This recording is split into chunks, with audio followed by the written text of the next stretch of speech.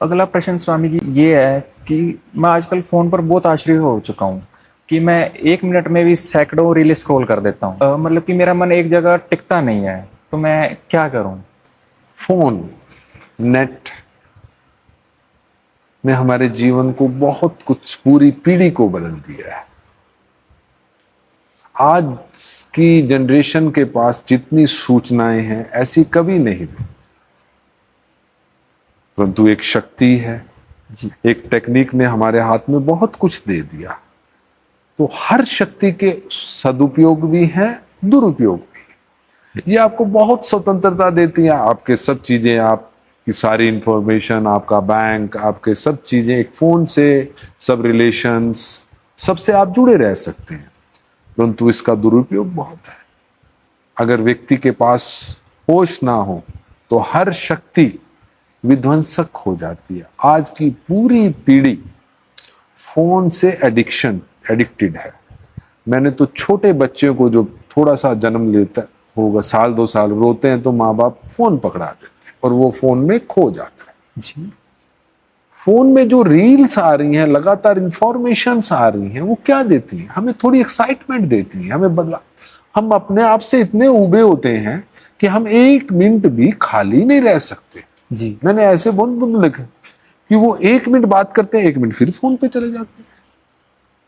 हमारा screen time देखो कितना हो गया, और सारी इंफॉर्मेशन हम अंदर ले जा रहे हैं। ये भी एक भोजन है। अब इतना कुछ हमारे अंदर जा रहा है, तो अब हमारी जिंदगी में शांति कैसे हो? हमारा मन टिकता ही नहीं है। अब आप ये देखते हो, रील को और छोटा कर दिया जाता है, उत्तेजना देनी है, एकदम देखो, उससे अगली चला लो, अगली स्क्रॉल कर लो, उसके बाद अगली चले जाओ। आप किसी जगह पर टिकना ही नहीं चाहता मन। तो ऐसा व्यक्ति का मन जो बनता जा रहा है, जो उत्तेजना में लगातार एक्साइटमेंट चाह रहा है, तो जीवन में शांति को कैसे जानेगा? दो ही तो यात्रा है, या तो उत्तेजना की यात्रा है या शांति की यात्रा है। शांति की यात्रा, स्थिर होने की यात्रा, मौन होने की यात्रा। फोन से विरोध नहीं है, पर परंतु फोन पूरा घेर ले। आप होटल्स में कई बार मैंने देखा है, मैं दिल्ली जाता हूं, ऑटो में 6 लोग बैठे हैं, 6 फोन पे। एक ड्राइवर है बेचारा, वो भी उसकी मजबूरी है, वो फोन नहीं चला पाता, चित मन तो उसका भी फोन पे रहता है। जी 6 लोग बैठे हैं, कहीं लोग खाना खाने आए हैं। हम जीवंत चीजों से कट गए हैं। ग्रीनरी देखनी है, हम फोन में देखते हैं। बाहर जाकर लॉन, बाहर हरियाली को नहीं अनुभव करते। पानी देखना है तो फोन में देखते हैं। हम जीवंतता से कटते जा रहे हैं। जो ये डाटा है जो मरा हुआ है, उससे हम अपने मन को लगाए हो, एक्साइटमेंट से एक झूठी उत्तेजना को जीवन में सुख ले रहे हैं उससे। जी तो तभी तृप्ति नहीं होगी, तभी शांति नहीं आएगी, और मन हमेशा बेचैन रहेगा। आपने कौन सी ऐसी चीज देख ली, कोई ऐसी न्यूज देख ली, वो आपके अंदर चली गई, फिर वो आपके अंदर चलती रहेगी, कब पता नहीं रात में वही ख्याल आने लग जाए। तो जो व्यक्ति, ये तो सबके लिए, साधक के लिए तो बहुत अलग है। बुद्ध ने कहा था कि उतना ही देखो जितना जरूरी हो। तो बुद्ध ने कहा 3 कदम तक ही देखना जरूरी है। जी उतना ही सुनो जितना जरूरी हो, जी ताकि आप भीतर अपने को जान सको। अब ये नहीं है पूरी दुनिया की इंफॉर्मेशन आपके अंदर उतरती जा रही है, आप बेहोशी में सुने जा रहे हैं। और तो अब जो लोग रात को फोन देखकर सोते हैं, तो आप उनकी नींद जान सकते हो कैसी हो? मैं ऐसे लोगों को भी जानता हूं जो रात को लाइट जला के सोते हैं। अब एक अच्छी साउंड स्लीप के लिए आपको अंधकार बहुत जरूरी है, परंतु मन इतना उत्तेजना पे है कि वो सो ही नहीं पाता। तो आज की युवा पीढ़ी की जो सबसे बड़ी चीज घटी है, नींद चली गई है। क्योंकि मन को हमने इतना ऑक्युपाई कर दिया है मोबाइल्स में, इनमें, तो आपको अच्छी नींद नहीं आएगी। और एक साधक होता है, वो रात को शांत बैठकर हरि सिमरन में वो गहरी नींद का मजा लेता है। गुरु साहबानों ने कहा है, सुन सकिए मेरी नींद बड़ी, मेरी नींद बहुत गहरी है, बहुत प्यारी है।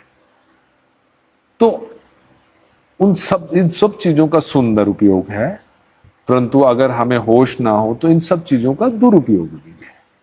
तभी अभी बहुत से कंट्री ने ने सोशल मीडिया को एक एज तक, ऑस्ट्रेलिया ने, यूके ने बैन कर रहे हैं 16 साल तक, 15 साल तक बच्चों को सोशल मीडिया पर एक्टिवेट ना करो, ताकि उनकी जिंदगी में एक लय बत्ता, एक शांति उतरे। जब तक उनको इतनी अवेयरनेस नहीं आई तो वो सब चीजों को क्यों देखें जिसकी जरूरत नहीं है। और आप जब उन चीजों को देख लोगे तो आपके जीवन में ऐसा थोड़ी होगा कि शांति आएगी, चैन आएगा। अब आप ये देखो, बहुत से बच्चे रील बनाने के चक्कर में जान गंवा देते हैं। कोई नदी पे किनारे सामने बना रहा है, उसमें गिर जाता है, कोई पुल के साथ में बनाना है, रील में सेल्फी ले रहा है। तो ऐसी बहुत सी चीजें, और आने वाला समय इसमें और ज्यादा इन्वॉल्व होता जा रहा है।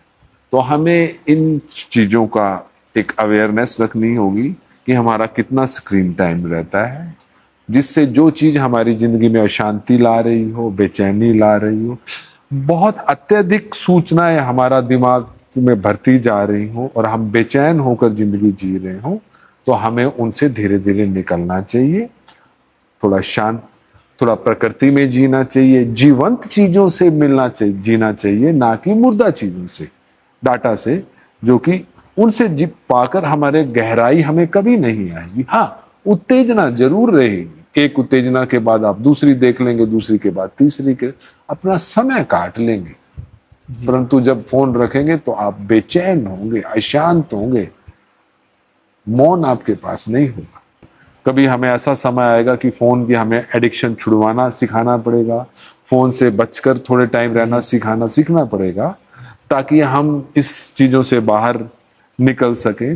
और हो सकता है कि, और ये होना भी चाहिए, हमारे देश में भी एक एज के बाद बच्चों पर सोशल मीडिया पर एक वो होना चाहिए, एक एज के बाद अलाउड होना चाहिए। वेस्ट में बहुत से देशों में ये हो रहा है, हमें हमारे देश को भी करना होगा। तो हमें इन सब चीजों से अवेयर होना चाहिए, ताकि हमारी कोई भी चीज हमें इस तरह बांध ना ले। राइट? बहुत ही सुंदर जवाब दिया स्वामी जी कि ये सब झूठी उत्तेजनाएं हैं। हर चीज के सदुपयोग भी हैं और दुरुपयोग भी है, परंतु हमें हर कार्य होशपूर्वक करना चाहिए।